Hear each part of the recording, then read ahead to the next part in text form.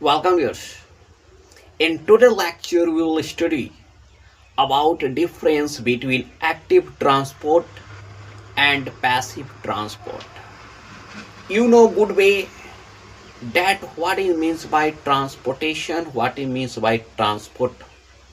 If a material transport from one place to another place, that is known as transport, and that process of transportation is known as transportation.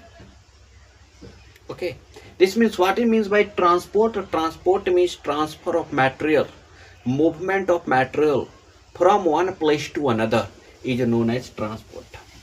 Okay, what is difference between active transport and passive transport?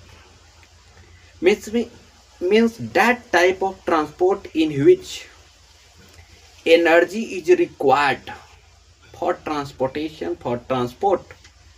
That transport is known as active transport. And that transport in which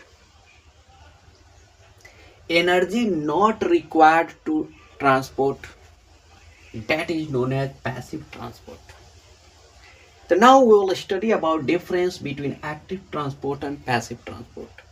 active transport और passive transport में क्या difference होता है हम लोग अभी पढ़ेंगे detail में. फर्स्ट डिफरेंस है कि substances move from there lower to higher concentration. यानी कि एक्टिव ट्रांसपोर्ट में सब्सटेंस लोअर कंसंट्रेशन से हायर कंसंट्रेशन की ओर ट्रांसपोर्ट करता है. जैसे कि एक सेल है तो सेल के बाहर जो है ज्यादा ऑक्सीजन है, सेल के अंदर जो है कम ऑक्सीजन है. ठीक है, तो लोअर टू हायर अगर यहां से सेल से बाहर जो है गैस आता है तो इस ट्रांसपोर्ट को हम लोग कहते हैं एक्टिव ट्रांसपोर्ट. यानी लोअर कंसंट्रेशन से हायर कंसंट्रेशन की ओर अगर मटेरियल ट्रांसपोर्ट हो रहा है तो उस प्रकार के ट्रांसपोर्टेशन को एक्टिव ट्रांसपोर्ट कहा जाता है. लेकिन सिमिलरली अगर हायर कंसंट्रेशन से लोअर कंसंट्रेशन में कोई भी मटेरियल ट्रांसपोर्ट हो रहा है तो उस प्रकार के ट्रांसपोर्टेशन को पैसिव ट्रांसपोर्ट कहते हैं. यानी कि substance move from there higher to lower concentration.